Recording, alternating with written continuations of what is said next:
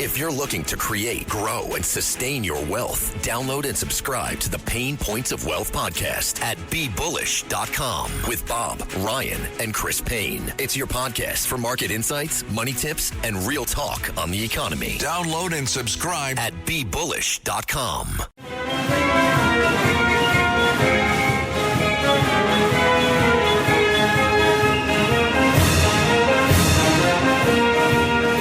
This is the Stone Zone with Roger Stone. People love him and respect him. Roger Stone. Now, get in the zone. It's the Stone Zone. Here's Roger Stone. You are now diving headfirst into the deep end of the Stone Zone. I'm your host, Roger Stone. Well, President Donald Trump has announced the first major shakeup in his cabinet, terminating the Department of Homeland Security Secretary Kristi Noem and replacing her with Oklahoma Senator Markwayne Mullin. From the beginning, there have been concerns about Noem's leadership and questions surrounding federal contract decisions involving her close personal advisor and reported paramour, Corey Lewandowski. Noem testified before the Senate just days ago saying that Lewandowski, a longtime personal and political ally, played no role in the awarding of federal contracts, but ProPublica reported that there were documentation proving otherwise. She testified before the Senate saying that he played no role. There's a great deal that demonstrates that that's wrong, but technically he wasn't even a government employee and he had no real authority. The greatest controversy surrounded a $220 million television advertising campaign which featured Kristi Noem. Perhaps you've seen those ads.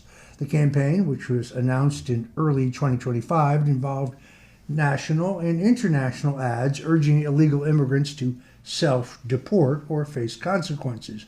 Noem appears in the ads on horseback, and they were filmed at Mount Rushmore. The issue here pertains to the no-bid nature of this contract and the completely bypassing the competitive bidding process. The Department of Homeland Security invoked the border, quote, national emergency to award contracts without the standard competitive processes, which raised concerns about waste, corruption, and a total lack of transparency.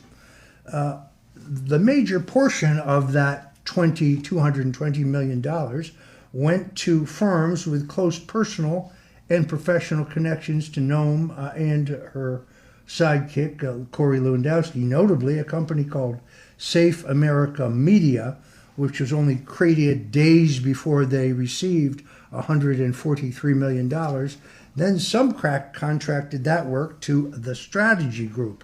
This firm has long-standing ties to Noem, actually ran her gubernatorial campaigns in South Dakota, and its CEO is married to Noem's former DHS chief spokesperson, Tricia McLaughlin, who resigned last week. The subcontracting was not publicly disclosed initially, leading, as you might expect, to accusations of favoritism and self-dealing. Critics, including both Republicans and Democrats, question why taxpayer funds were being used for ads that prominently featured Noem herself, arguing that it boosted her personal visibility rather than solely serving border security goals. In fact, I remember a hearing in which Senator John Kennedy, who's kind of like Foghorn Leghorn from Louisiana, he's a sly one, called it terribly awkward in light of the administration's waist-cutting rhetoric and suggested it primarily enhanced the secretary's name recognition. Then there was the constant costume changes. They called her Ice Barbie, but that's because instead of sitting behind a desk and doing her job, she was showing up on patrol. I think that was image making by her would-be political advisor and live-in boyfriend, Corey Lewandowski. Somehow they had the idea that she would be an ultimate candidate for president or vice president. Now she has been named or given the title Special Envoy to the Shield of the Americas by President Trump, whatever that means. I think there's some possibility that she could drop back now and challenge Senator Rounds of South Dakota. Rounds is strangely enough, for a state that is so overwhelmingly pro-Trump, he's kind of a flabby rhino Republican, and there are polls that show that he is vulnerable. So I actually predicted a week ago that before she was canned at DHS, she would announce that she was leaving to seek the Senate seat. That would have been, I think, a more fitting way for her to go without much political damage. How much political damage she will sustain from this remains to be seen. In her place, Senator Markwayne Mullin, very interesting choice. He is an undefeated professional MMA fighter. He's also the only Native American currently serving in the U.S. Senate. He is a staunch Trump Republican, although he's actually managed to kind of be, as a former House member and a senator, he has breached the division between establishment Republicans and MAGA Republicans.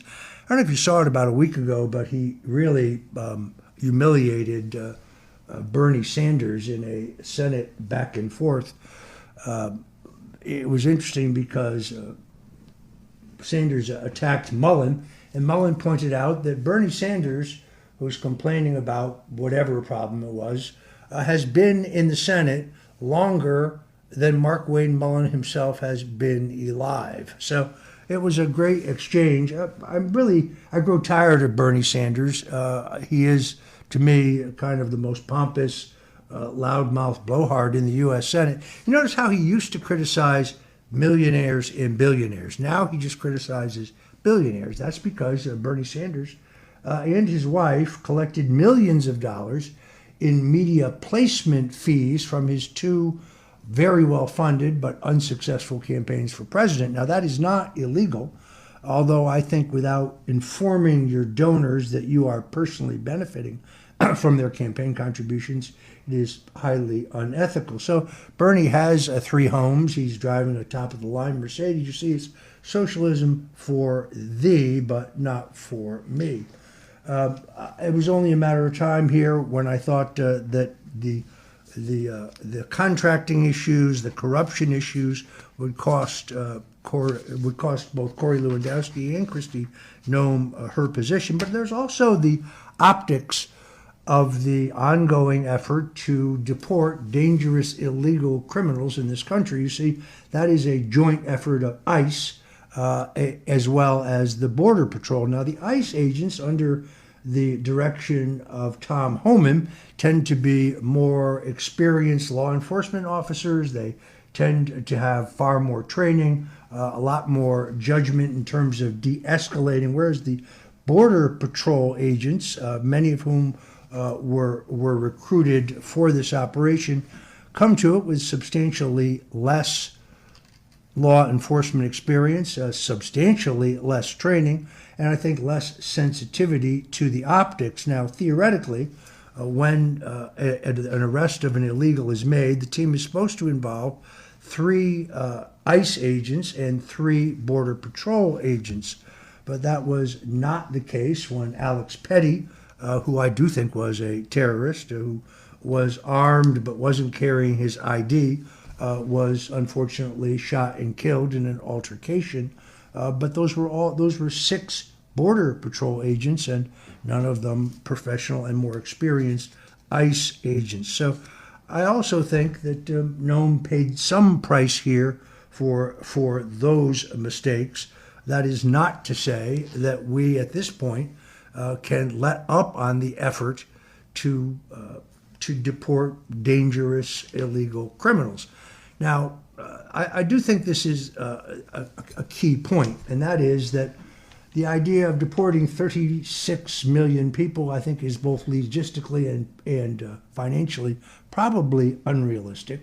And without any question whatsoever, as Tom Homan has insisted, the priority has to go to deporting those who have a criminal record either in their country of origin or a criminal record here or are awaiting trial here.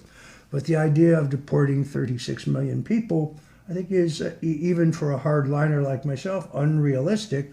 So in my view, if you had somebody, let's say an illegal, who had been in the country for 20 years, had been gainfully employed that entire time, had paid taxes for 20 years, had never violated any laws, was a model citizen, I think there are some instances in which the government should keep track of them through some kind of a tracking device. Perhaps it is a device you put in your wallet or in your purse, so the government knows where you are, but you are continuing to obviously be a productive member of society. In the event that one of those people violated the law, sure, they then too should also be deported. I think that's just my own political opinion. That is not the view of this administration. I do think that the effort to deport the most dangerous illegals has to continue to move forward. Regardless of this controversy regarding Kristi Noem, the administration says their mission will stay the same. That is to secure the border, to stop migrant crime, and combat the flow of deadly drugs into the United States. With Mullin now tapped to lead the Department of Homeland Security, and Tom Homan, who I think is enormously capable at ICE, the White House signals it intends to be more surgical in pursuing those priorities. I think that is the right direction. Meanwhile, there is no question that President Donald Trump has once again used American strength and power in a very limited and surgical way, as he did the first time in Iran, as he did in Venezuela, and as he did yet again. No endless foreign war, no boots on the ground, no mass American casualties, no big ramp up in defense spending and war-related defense contracts. This is not neocon regime change. This is projecting America's strength in a very limited, surgical, and targeted way, and I think, therefore, most effectively. What's really amazing is the way President Trump has used both our military strength, but also our economic leverage and our diplomatic leverage in a way that hasn't been seen since, well, Richard Nixon played the Russians off against the Chinese in order to get a strategic arms limitation agreement. That is, I think, the best thing about the Trump foreign policy, and he has managed to cut the Communist Chinese access to inexpensive oil by almost 1/3. So when they say it's about oil, they're not wrong, but it's about America controlling the oil, and that is what has, I think, Cuba on their knees and China in retreat. I'm Roger Stone. You're listening to the Stone Zone right here on the Red Apple Audio Networks. Don't go away, because we'll be right back with more Hot Politics. This is the Stone Zone with Roger Stone. He likes politics and he's a professional at the highest level. Roger Stone. Where's Roger?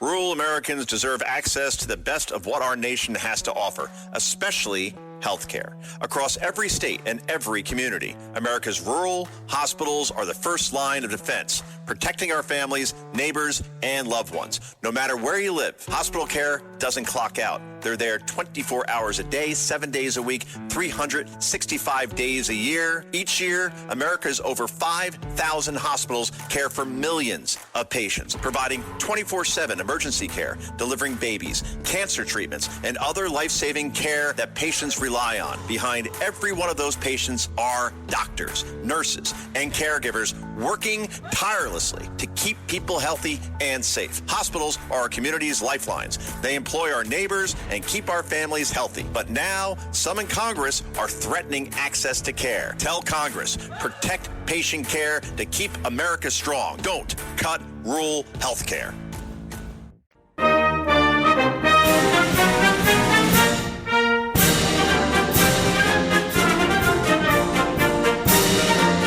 This is the Stone Zone with Roger Stone. Roger Stone, who's a one of the smartest political minds. Roger Stone was persecuted. People forget he's actually a brilliant political analyst. Now, get in the zone. It's the Stone Zone. Here's Roger Stone. And you're back in the Stone Zone. The United States and its allies are expanding their military operations to defeat the Iranian threat as Operation Epic Fury heats up. The Trump administration is intent upon destroying Iran's missile forces, dismantling its military infrastructure, and ensuring the radically Islamic regime in Tehran never obtains nuclear weapons.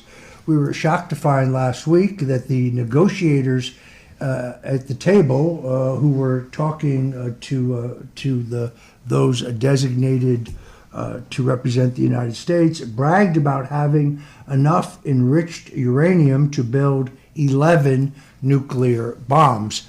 A source at the Pentagon confirmed to me that technology used by that body confirmed that that was a real number, and that they had both enriched and unenriched uranium, again enough to make 11 devices.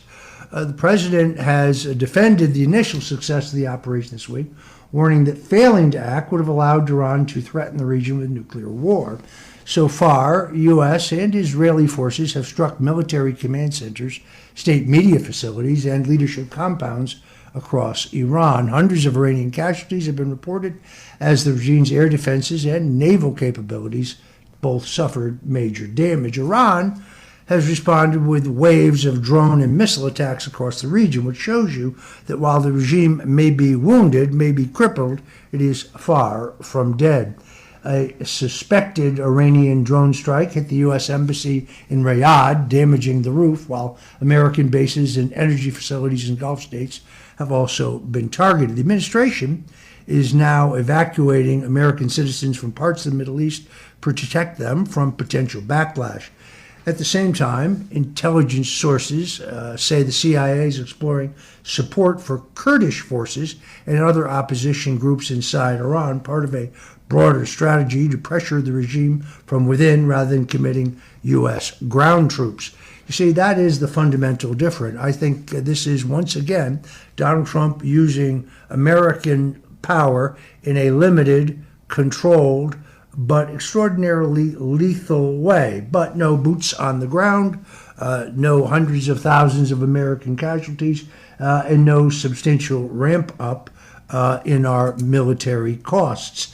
Not the kind of profiteering you saw, for example, in the Iraq War, where President George W. Bush and Vice President Dick Cheney lied us into war, telling us that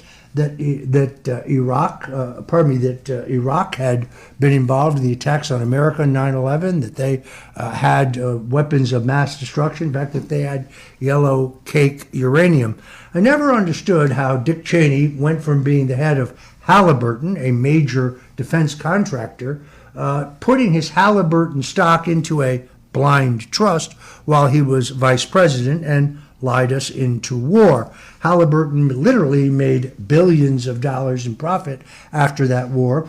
But how could Vice President Dick Cheney's blind trust be blind if he knew that the Halliburton stock was in the blind trust? Kind of strange the way that worked out. It is also the ongoing threat, of course, the regime that they would close the Straits of Hormuz through most of, I think, over half the world's oil flows. The problem with that, of course, is that we virtually decimated the Iranian Navy with our initial attacks.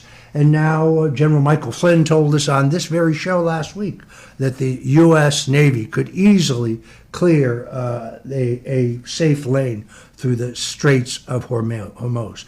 Again, we could have some turbulence along the way, but ultimately the world would be better off and the global markets would be more stable with the Iranian terrorist regime dispatched without any need for a Bush-style, forever, endless war. I'm Roger Stone. You're listening to The Stone Zone, and we'll be right back.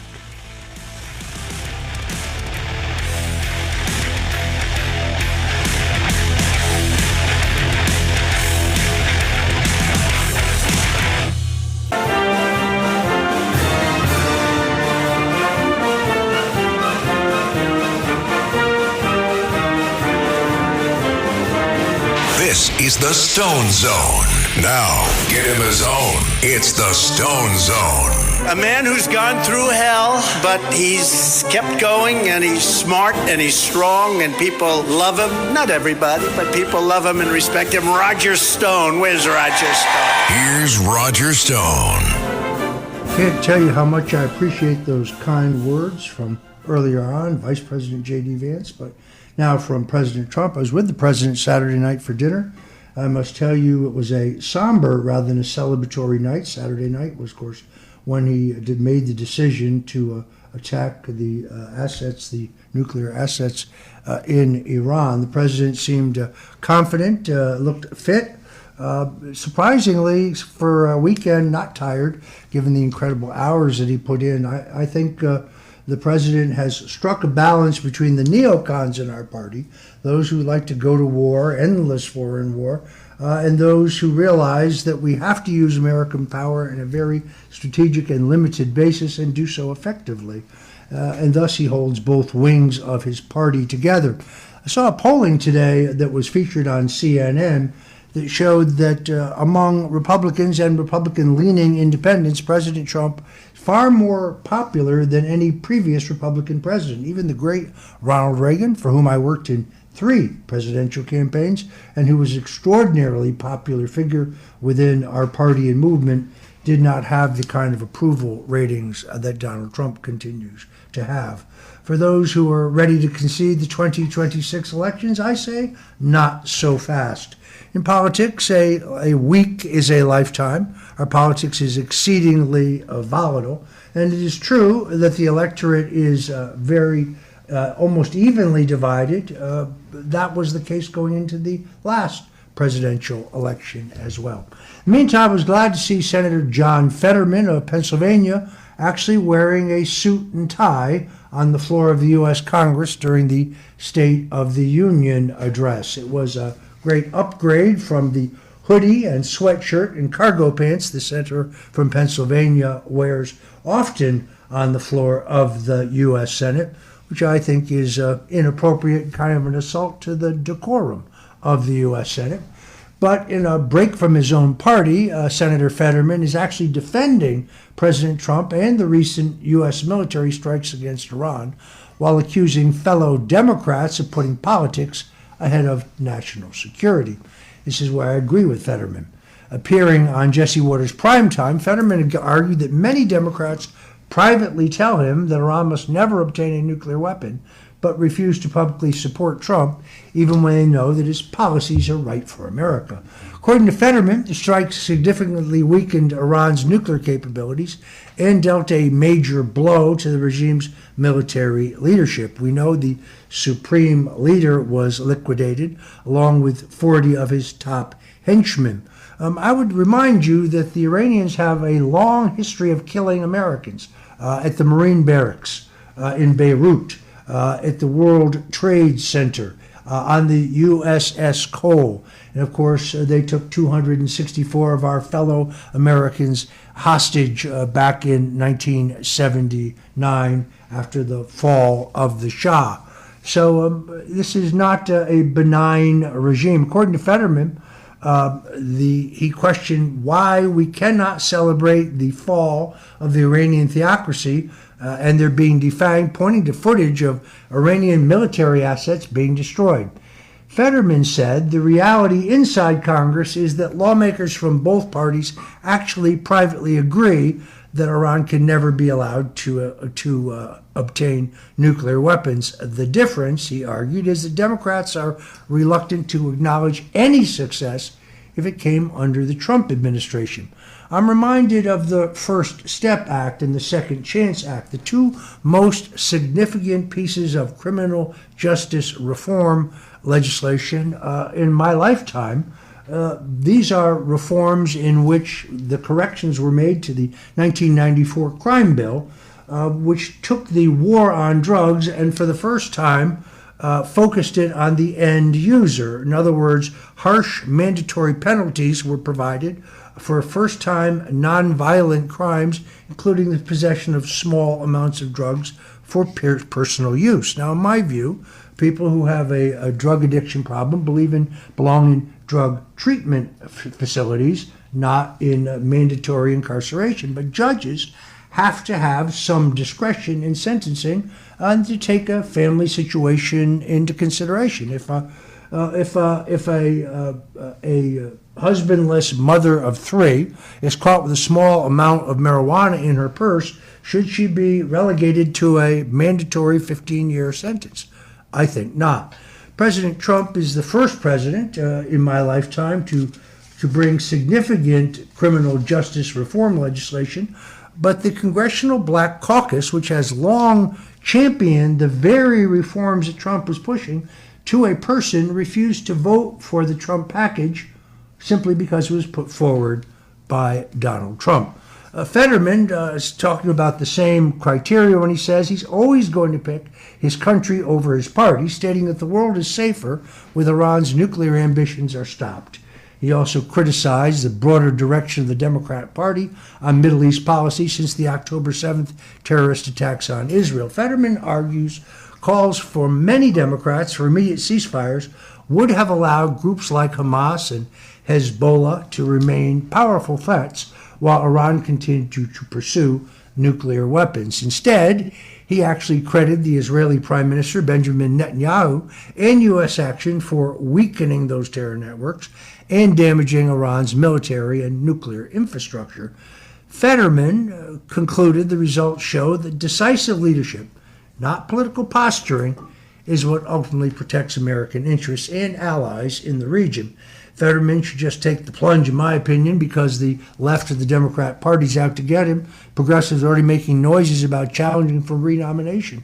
I have a feeling, since he probably got the votes of many Republicans in the last Senate election, he could probably win the Republican nomination.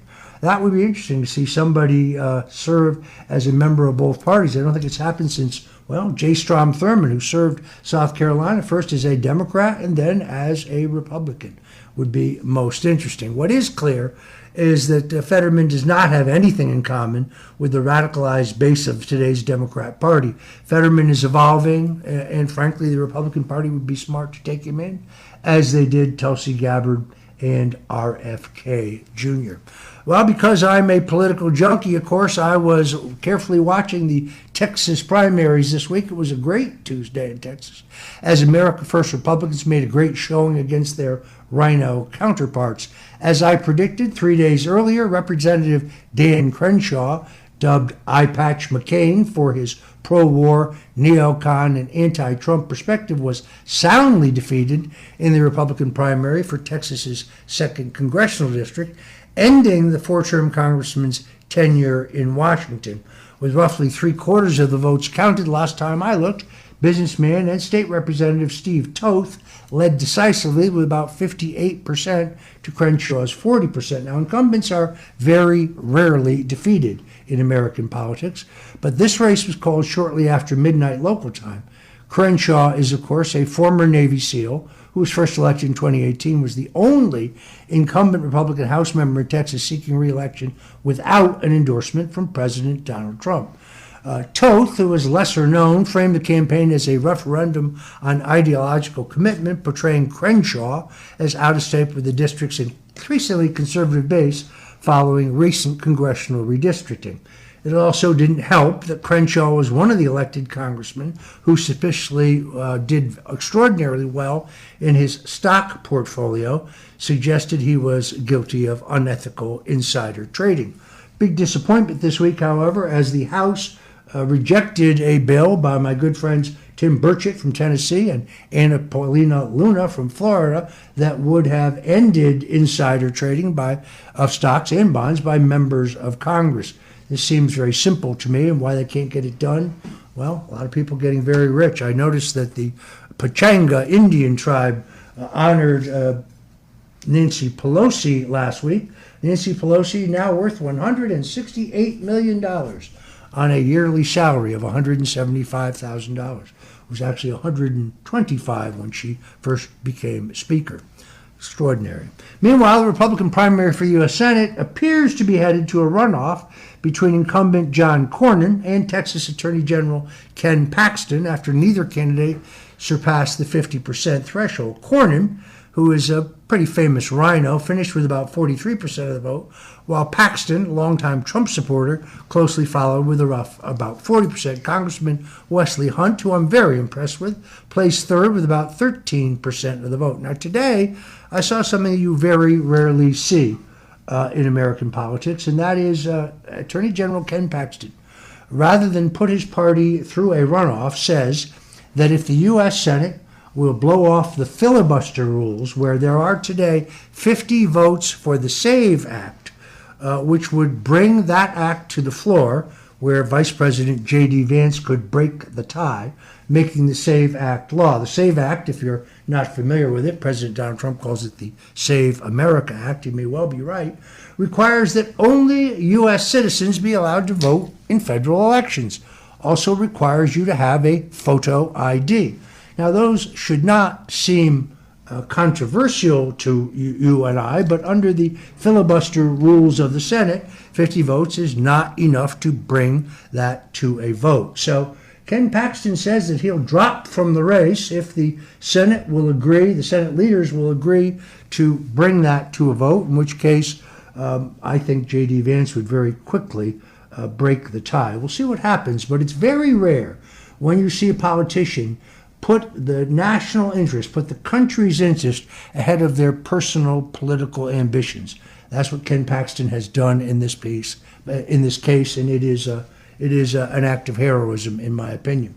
Additionally, in the race between Republican Congressman Tony Gonzalez, who's embroiled in a scandal after his former staffer killed herself after an illicit affair with her former boss, and a pro-Second Amendment activist Brandon Herrera, also seems to be headed to a runoff.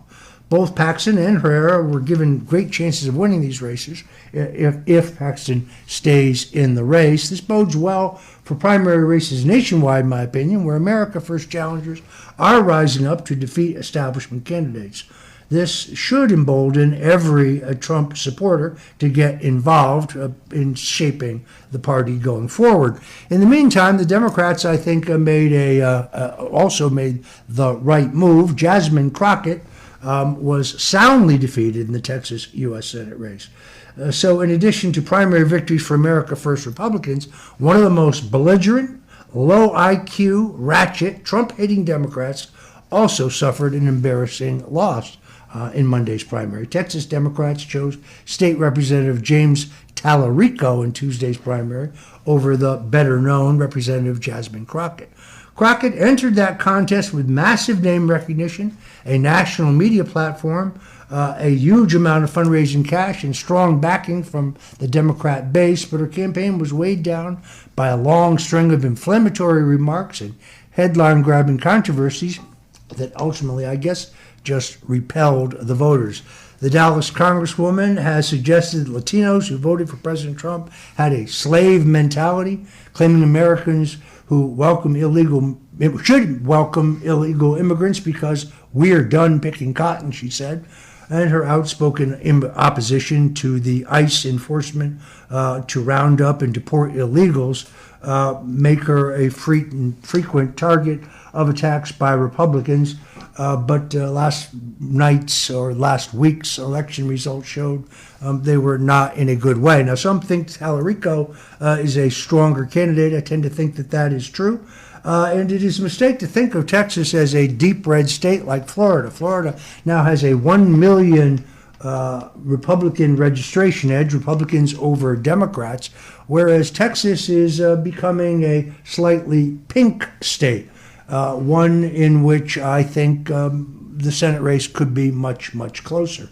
So the Democrats probably nominated the stronger of the candidates, not to say a strong candidate, and Crockett's leaning heavily into identity politics, accusing all of her critics of racism and claiming attacks without providing a shred of evidence on her campaign were motivated mostly by discrimination. The primary quickly devolved into bitter accusations over race, social media attacks, and outside political spending. And despite her high profile, Democrat voters ultimately turned to Tallarico, an Austin lawmaker who ran on a more populist message and campaigned heavily across the state. Tallarico is going to have money problems. It's a massive and incredibly expensive state to run for the U.S. Senate. But we'll see whether Ken Paxton stays in this race or whether the Senate leadership throws in the towel on the filibuster and brings the Save America Act to the floor. I'm Roger Stone. We'll be right back. This is the Stone Zone with Roger Stone. It is a great, great person, Roger Stone.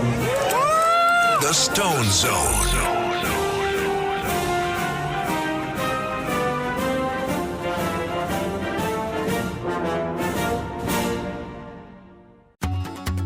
Fox News is now streaming live on Fox One.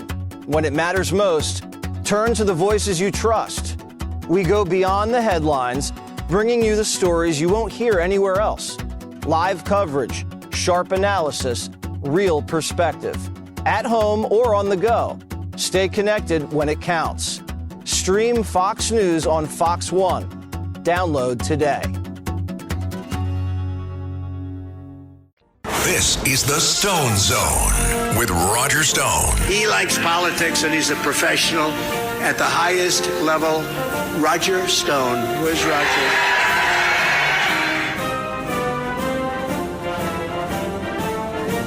Welcome back to the Stone Zone. We're diving right into the deep end for our final segment. Major American tech companies are committing to pay their own way as the artificial intelligence boom drives massive new energy demands. At the White House this week, leaders from companies including Google, Microsoft, Meta, Oracle, XAL, OpenAI, and Amazon signed a pledge agreeing to fund the electricity generation and grid upgrades needed to power their rapidly expanding data centers. This agreement comes as demands for artificial intelligence computing explodes across the country, raising concerns that ordinary Americans could end up footing the bill through higher electricity rates. President Donald Trump says the plan protects consumers while still allowing the United States to dominate the global AI race. The company agreed to build or purchase the power needed for their facilities and even sell excess electricity back to the grid, which would help reduce the costs for average households. White House AI advisor David Sachs, I'm very impressed with him, called the plan a common-sense alternative to far-left proposals that would just halt new data centers altogether. He argued that banning AI infrastructure would kill jobs and slow economic growth, particularly for blue-collar workers benefiting from the construction boom. The sure sign here is the administration's approach is making sure these tech giants, not everyday Americans, pay for the infrastructure that their projects require. The policy is already influencing state governments nationwide as lawmakers look for ways to prevent residential customers from subsidizing massive tech expansion. The bottom line, America keeps leading the AI revolution without sticking working families with the bill. Bravo, President Trump. Meanwhile, a Somali man pled guilty to $6 million in autism-related fraud. Abzaniv Joseph, a Somali man operating in St. Cloud, Minnesota, was pled guilty Monday to $6 million in wire fraud after admitting he ran a fake autism therapy business that billed U.S. taxpayers for services that were never legitimately provided. Federal prosecutors say that Yosef opened the Star Autism Center in 2020, claiming it offered specialized therapy for children diagnosed with autism, but instead, investigators said the operation was largely a front to siphon money from Medicaid. According to court documents, Yosef targeted families in the local Somali community, encouraging parents to enroll their children in the program. In some cases, children did not even have an autism diagnosis. Prosecutors say Yosef worked with service providers to secure diagnoses so the children could qualify for taxpayer-funded treatment. Once enrolled, Yosef then billed Medicaid for millions of services. Here's a man who took advantage of his own community. Records show that Yosef received more than $6 million in reimbursements from Minnesota's Department of Human Services and the healthcare provider UCare. Authorities say he then paid kickbacks to parents as an incentive for enrolling their children, turning the scheme into a cash for sign-ups operation. Prosecutors say he also used stolen funds to buy a $100,000 semi-truck and wired about $200,000 to radical groups back in Somalia. The case is part of a wider investigation into fraud in Minnesota's welfare programs, including a $250 million Feeding Our Futures scandal. The White House has since halted $259 million in federal Medicare funding to state and local governments over growing concerns about the widespread fraud. Folks, this is just the beginning. Before it is over, this scandal will pour into Ohio, into Michigan, into Pennsylvania, into New York, into virtually every state. So those who say the 2026 election is over may not be paying attention to this issue. I'm Roger Stone, here talking about politics right in the Stone Zone. God bless you until tomorrow. God bless you and Godspeed.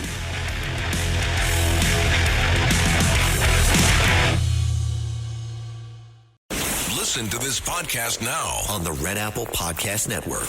Why is the middle class shrinking? Why are people facing an affordability crisis while marginalized individuals called informals grow in numbers? Join me as I travel the world, speaking with people living in invisibility, the leaders working to solve it, and uncovering the hard truths shaping our economy and daily reality.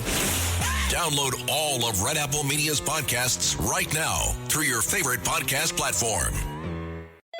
LifeLock, how can I help? The IRS said I filed my return, But I haven't. 1 in 4 tax-paying Americans has paid the price of identity fraud. What do I do? My refund, though. I'm freaking out. Don't worry, I can fix this. LifeLock fixes identity theft guaranteed and gets your money back with up to $3 million in coverage. I'm so relieved. No problem. I'll be with you every step of the way. 1 in 4 was a fraud-paying American. Not anymore. Save up to 40% your first year. Visit LifeLock.com/podcast. Terms apply.